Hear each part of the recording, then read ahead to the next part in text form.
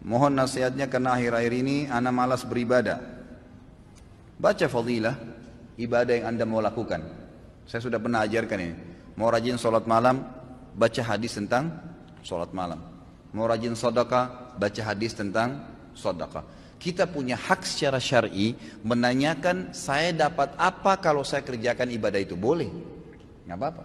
Karena memang Allah yang menjanjikan itu, ya kan? Coba baca buku hadis, fadilah sholat duha, fadilah sholat sunnah, qabliyah, rawatib, fadilah sholat wajib, duhur, asar, maghrib, isya, fadilah bakti dengan orang tua, fadilah haji dan umrah, fadilah sadaqah, fadilah puasa Ramadan, fadilah.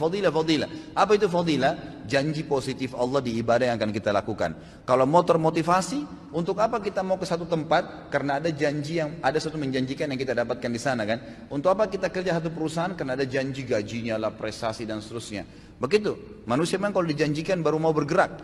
Maka wajar, kita baca janji Allah di ibadah itu kita akan termotivasi. Yang kedua, jauhi semua fasilitas maksiat. Karena semua yang membuat orang malas ibadah, karena ada dosa.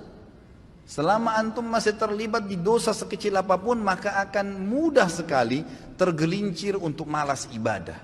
Tergelincir itu. Saya sudah pernah jelaskan, ibadah punya kenikmatan, dosa punya kenikmatan, tapi nggak bisa disatuin, tidak bisa disinkronkan, tidak mungkin, harus pilih salah satunya. Seseorang, saya kasih contoh, seorang wanita terbiasa pakai jilbab, rapi, dia sudah merasakan nikmatnya ibadah itu. Tiba-tiba kedatangan satu orang laki-laki di rumahnya, sepupunya atau yang bukan mahramnya, lalu dia kelihatan tidak pakai jilbab. Bagaimana perasaan dia sebagai muslimah? Merasa berdosa, merasa bersalah. Kenapa tadi rambut saya dilihat ya? Kenapa? Karena ibadah menutup aurat sudah dia rasakan nikmatnya, dan membuka aurat yang maksiat hilang kenikmatannya, dibenci sama dia. Kalau kenikmatan ibadah ada, kenikmatan maksiat hilang. Kan? Terbiasa menutup aurat membuat orang jadi tidak mau buka aurat, gitu kan? Terbiasa sholat berjamaah di masjid membuat orang menyasa bersalah, atau terbiasa sholat aja deh.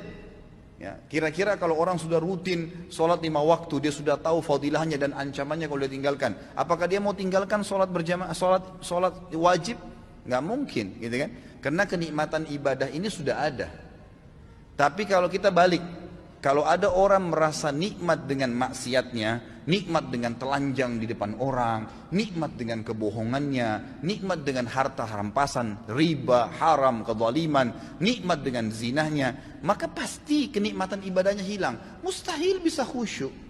Biar dia mau tutup matanya, biar dia mau paksain, nggak bisa. Bangun sholat malam pun susah. Oh, sholat 5 waktu aja berat, mungkin cuma seperti orang kumur-kumur dan buru-buru kalau dia kerjakan. Nggak bisa. Makanya kata kunci yang kedua adalah jauhi kemaksiatan. Maka kenikmatan ibadah akan didapatkan. Yang pertama, bekali diri dulu dengan ilmunya. Dapat apa nih kalau saya sholat malam, kalau saya sedekah, baru kemudian jauhi semua fasilitas kemaksiatan. Yang ketiga, ini nggak kalah penting, bentuk komunitas yang soleh dan soleha. Berteman, bersahabat dengan orang yang ahli ibadah. Nggak bisa. Antum mau rajin sholat malam tapi bergaulnya dengan orang yang tiap malam di karaoke sama diskotik. Nyambung nggak? Nggak bakal nyambung itu. Tapi kalau orang yang memang tidurnya habis isya langsung, atau dari majelis ilmu seperti ini terus bubar, Masya Allah, nanti malam ya saya miss call jam 3 kita tahajud ya, ingatin temannya, pasti. Atau ngomongannya tentang apa, kayak majelis ilmu seperti ini kita 2 jam, 3 jam tunduk, apa yang kita bicarakan? Kalau Allah, kalau Rasul, kisah orang saleh, tulisi pendapat para ulama, ada kenikmatannya, gitu kan? Ada ibadah yang kita rasakan, ada sesuatu yang kita dapatkan di situ. Maka teman-teman yang terbiasa dengan ini, nanti dia akan bilang lagi, kayak minggu depan itu, atau mungkin hari Senin ada ustadz ini loh di masjid ini, oh ada ustadz ini di sana kalau pagi, oh ada tablik akbar nanti di sana, oh ada CD-CD-nya Ustadz Khalid tuh di situ, ada ceramahnya si Ustadz Fulan ini di sana. Jadi yang dibahas itu kan, yang dibahas masalah itu. Jadi kita akan terus terbawa dengan pembicaraan yang positif. Makanya boleh mengenal siapapun, tapi bersahabat tidak boleh kecuali orang-orang yang soleh dan soleha. Memang begitu. Yang kalau kita buat salah diingatkan, kalau kita buat baik didukung, maka itu penting. Tinggalkan semua teman-teman yang bobrok itu. Boleh menasihati mereka, mendakwai mereka, mengingatkan, tapi bukan menjadi sahabat, bukan berbaur dengan mereka. Ya qalbu qad kana yawman kalamu rabbi diyaka wa kunta tahfu li ukhra wa jannah